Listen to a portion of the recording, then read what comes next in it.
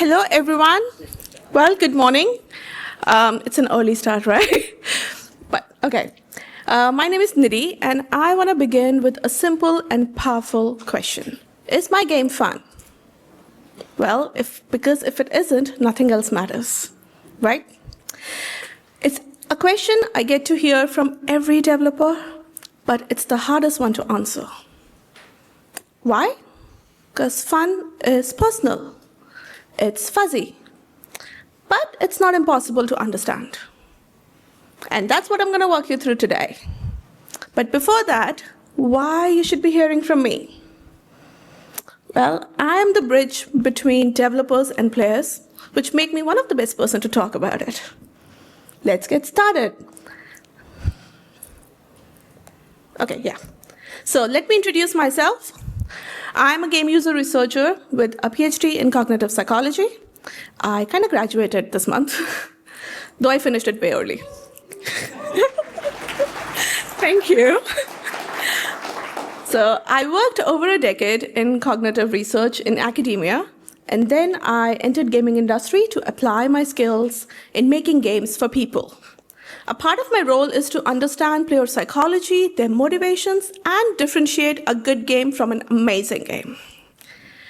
I have been working at Pickpock for about 4 years now, and have worked on multiple titles, including Rival Stars Horse Racing, you must know about that one, Cluster Duck, and a couple others that are currently in development.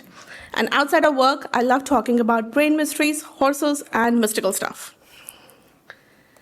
So today's agenda, we're going to explore the question of fun from 3 different angles. What developers think is fun, what players think is fun, the cognitive psychology of fun, and finally, how do we measure fun? Why these 3 different angles? Because although fun sounds obvious, it isn't that easy. And these 3 perspectives are always the same thing, and we'll see that. So if they line up, the game thrives. But if they don't, even the most ambitious, beautifully crafted, amazing game can fail. So my goal in this session is to show you how these perspectives connect, where they diverge, how we measure fun, and how we can bring these views together into what I call the alignment triangle of fun. Something I made up, but it works, because I've been using it. Yeah, and my purpose here is not to scare any one of you, okay? But before we dive into these 3 perspectives, I want to ask a question: why does fun matter? I know you all know it. I'm just going to say it again. Because it's the heartbeat of games.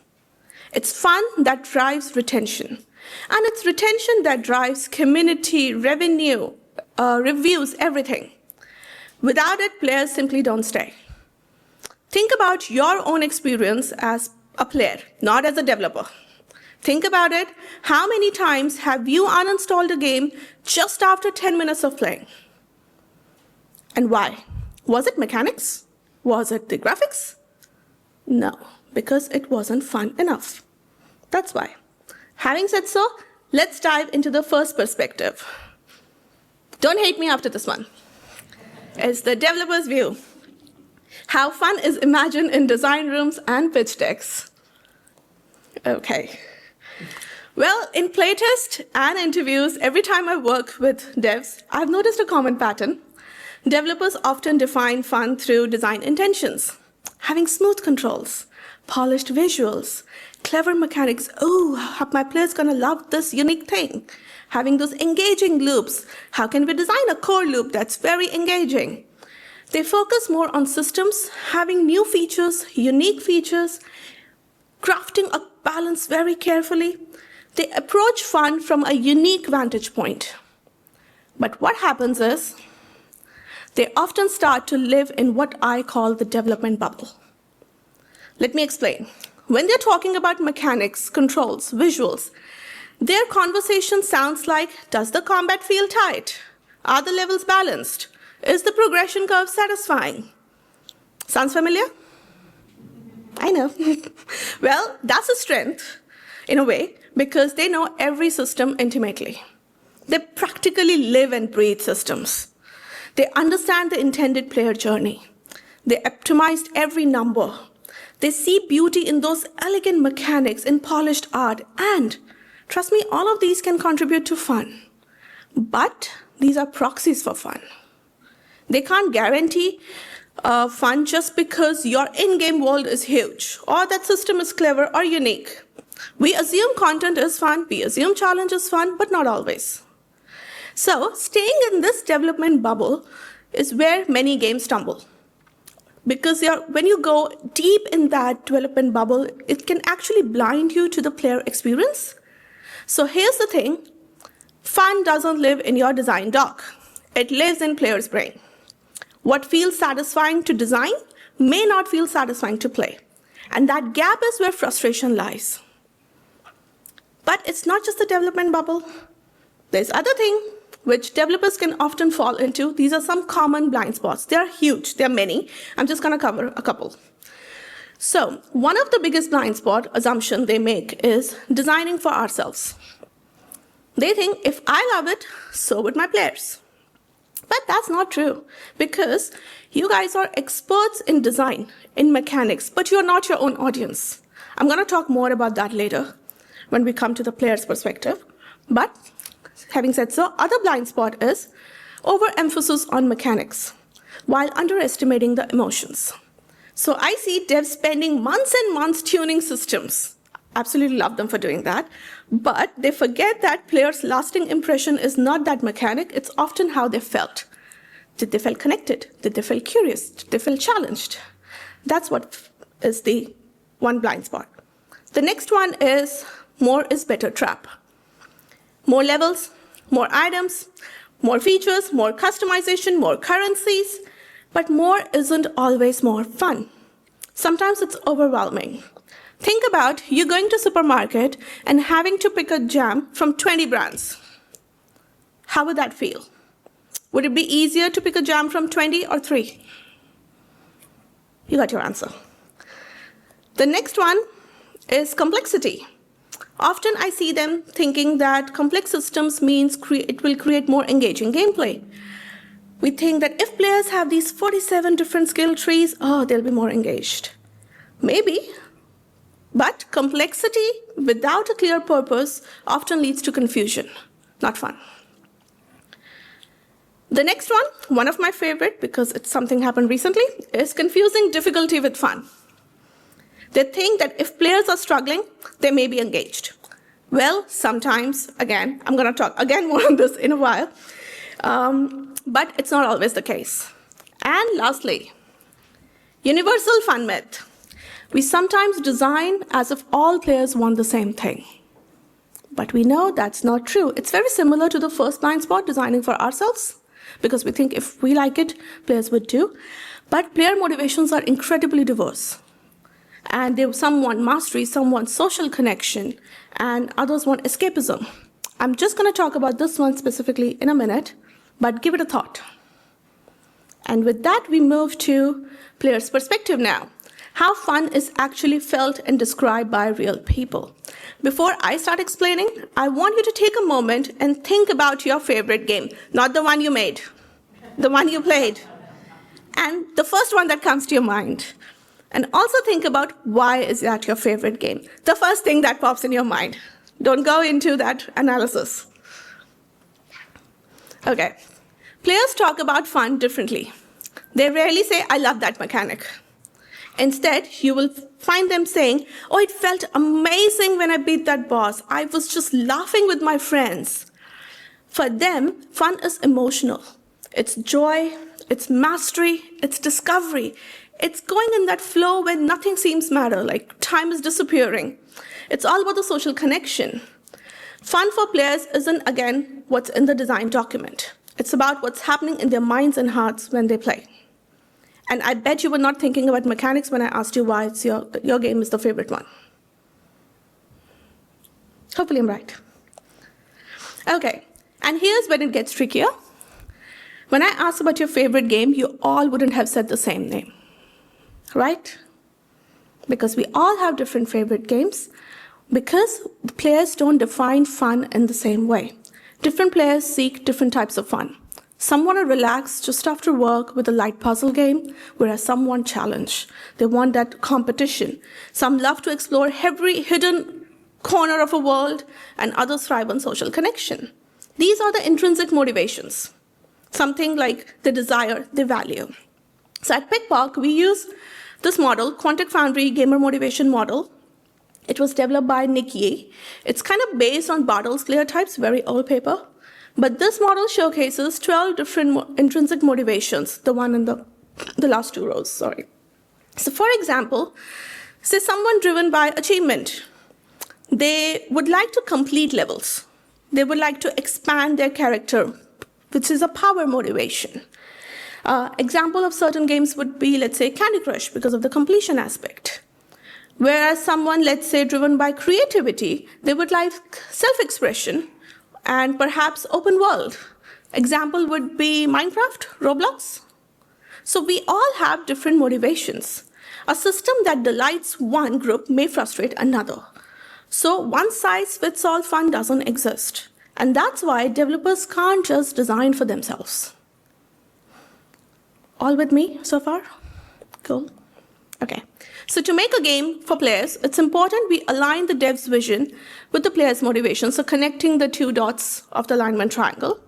We understand our players first. So you make the game for players and know who they are, what do they want. That's where market research comes in, which is where you start asking a lot of questions. And if you want to know more about market research, I would recommend talking to Emma. She knows heaps. She's the queen for that. So now players may not articulate these well, but they feel them, like what do they want? And when you start asking them right questions, you can unlock these motivations.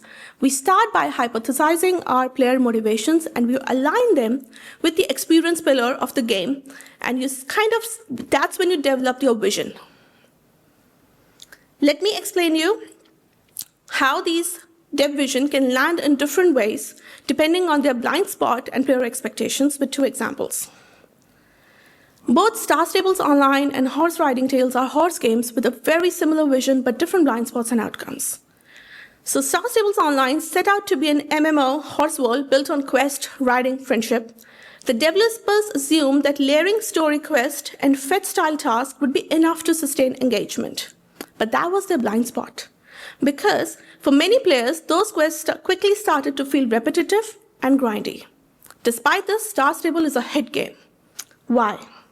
Because they hit an underserved audience, young girls who wanted belonging, having a world that finally reflected their love for horses. And that's what Star Stables delivered, and that's why it's a hit. It got a loyal niche fan base that stuck with the game for years, not because the quest loop was perfect, but because it gave them a world where they felt seen.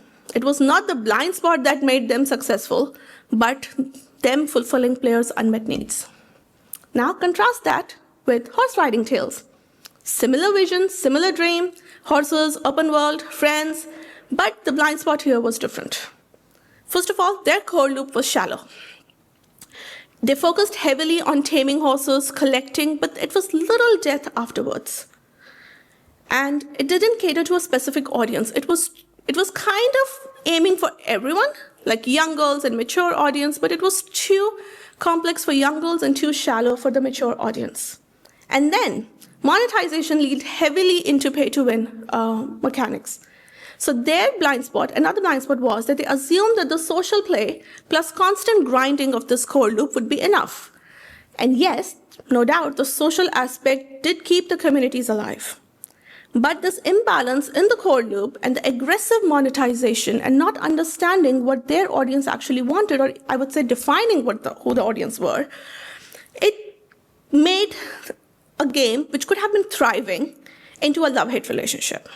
So now it has a huge, amazing base, amazing installs, but this pay-to-win stigma has kind of this reputation, and not having this clear target audience has left both the groups unsatisfied, and it has capped its success potential.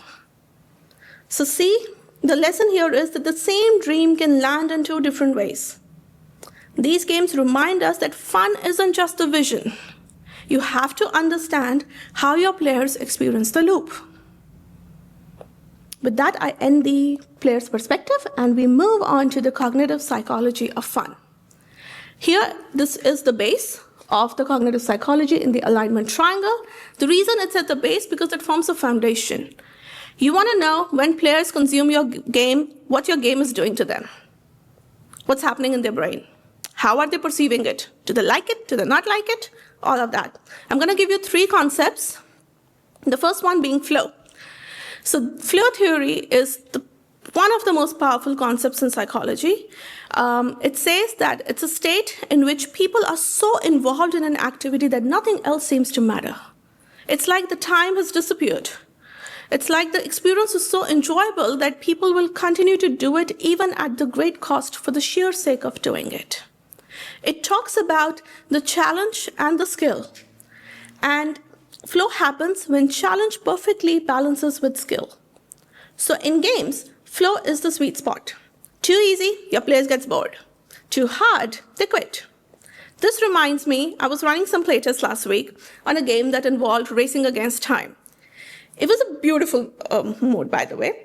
And what I observed was players kept losing by just a fraction of a second.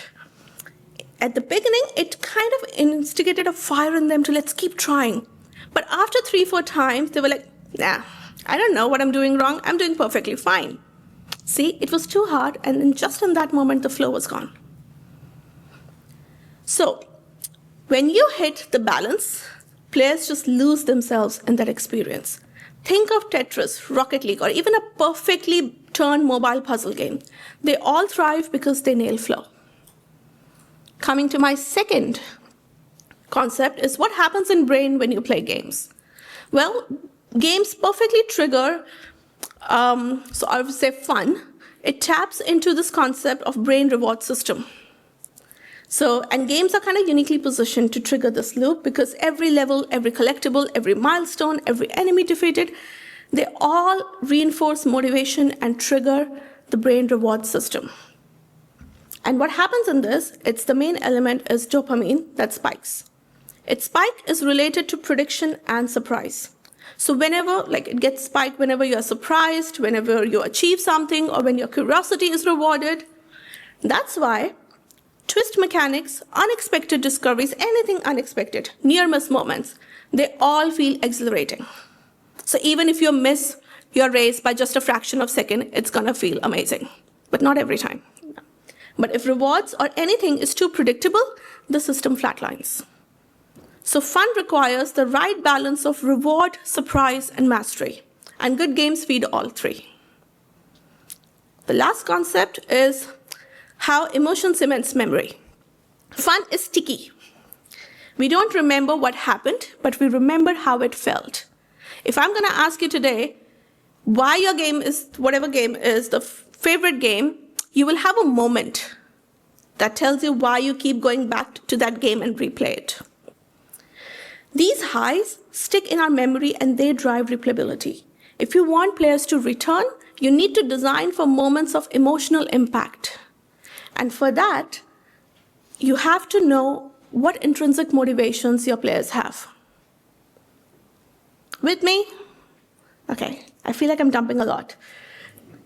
But, okay, once you got all this sorted, your vision, you know about your players, you start developing your game, that's where we come to measuring fun and how we can align both these dots to the third dot of the triangle.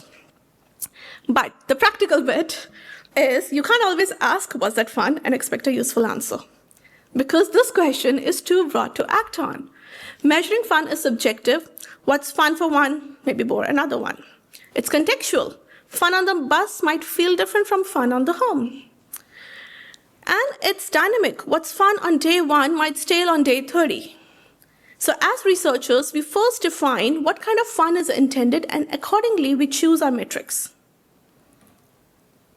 And no, we are still not going to how to measure fun. We have another thing, another barrier, that fun is hard to measure when it's covered under usability issues. As an example, I got a game screen from Rival Stars Horse Racing, please don't hate me guys, that shows breeding. Now you see, there are so many elements on the screen. And we often see that when new players enter the screen, they look at it and then they suddenly move to other aspects, other screens in the game. And we're like, what happened? They were supposed to breed. And after asking them, they're like, I don't know what I'm supposed to be doing here. See, is that a fun issue or understanding issue? You have to cover all major usability issues before you even start thinking about my game being a commercial success. Now say you have done this as well, okay? Then comes the million-dollar question, how do we measure fun?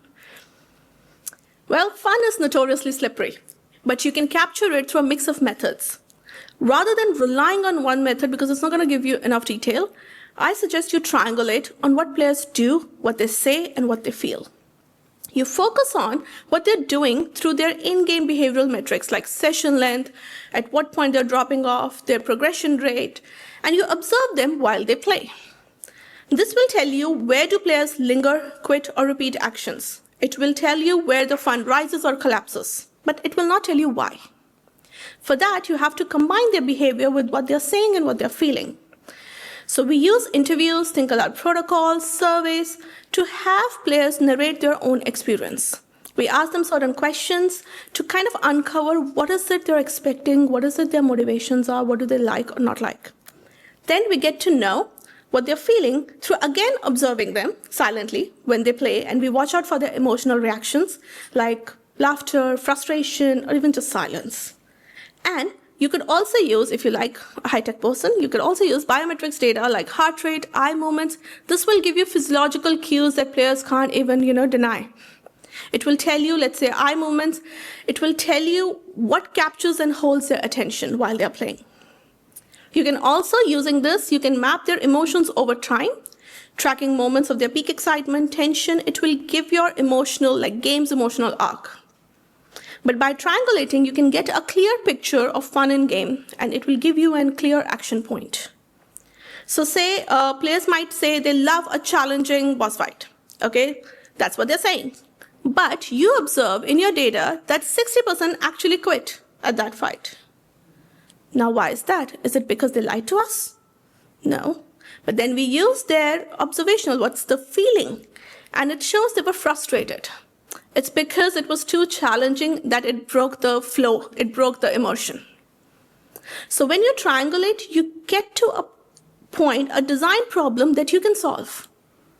It will give you an exact actionable point. I really recommend you record a playtest session with whoever, who has not a designer, by the way, who doesn't know your game too well, and record it, watch it, and you will notice where fun is coming up and where it's not. Even if you watch some player, putting down their controller can tell you more than a chart. So this brings us back to our question, is my game fun? Well, it's not a yes or no answer. Fun happens when three sides connect. Developer vision, what we design to be fun. Player expectations, what players expect to be fun. Delivered experience, what the game actually provides. If the vision is too ambitious, but the experience falls short, players would feel betrayed. Say, if your experience is way polished, but it's mismatched with the expectation, they will feel confused and quit. So when all the three align, that's when the fun truly emerges. This triangle is simple, but powerful way to check ourselves. Are we aligned or are we drifting apart? So let me wrap up with 3 takeaways. First, developers' fun is not the same as players' fun. We need to bridge that gap now. Second, cognitive psychology explains why games feel engaging or frustrating. Remember, flow, reward, emotions, they aren't abstract, they live in your player's brain, and yours as well. And third, measuring fun isn't impossible. By triangulating and combining different methods, you can align vision with experience. For that, I would recommend doing early and continuous proactive research so you can identify patterns and prioritize the misaligned ones. And when you measure them consistently, it enables iteration towards a better fun. Why? Because alignment is an ongoing process, not a one-time achievement. It's an ongoing conversation. Because at the end of the day, fun isn't luck. It's something we can deliberately design, test, and align. And with that, thank you.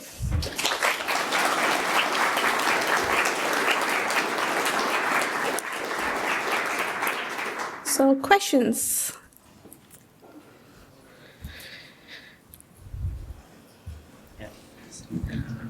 Hey, Thank you for the talk. It was very insightful. You talked a lot about a qualitative metric and like looking at it from like a experience perspective. But do you have quantitative that goes with that and how you might measure it over time? Yes. So quantitative, I would say, in case of what players are doing, that's your in-game data. Then what they're saying, go for surveys, because then you can track them with your asking like, what do they rate different features? You can track that longitudinally as well, and how you make changes, And with what they're feeling, that's where biometrics come, because they can't lie. Their physiological data won't lie. The heart rate's not going to lie. The arousal rate, the skin responses, they're not going to lie. So they will tell you a lot, like how they're feeling. Yeah. Hi, thank you. I wanted to know, how do you identify the difference between something that's fun and something that's addicting, but people aren't actually having fun? They're just kind of stuck in that loop and they're doing it, but the game's not fun. How do you identify the difference between those elements?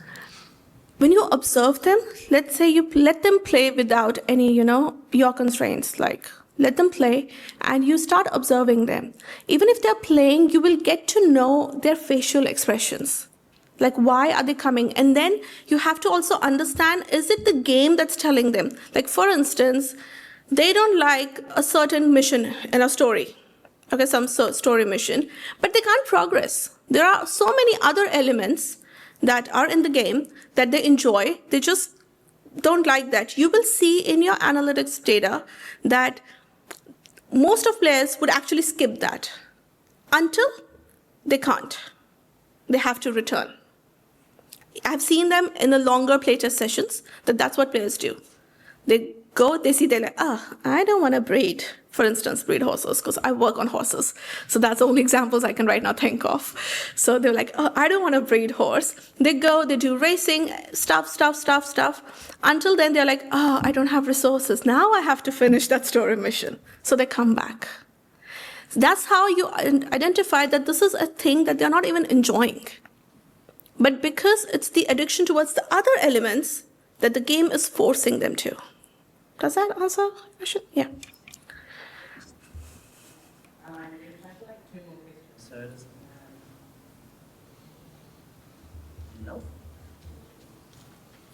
Okay, thank you, everyone.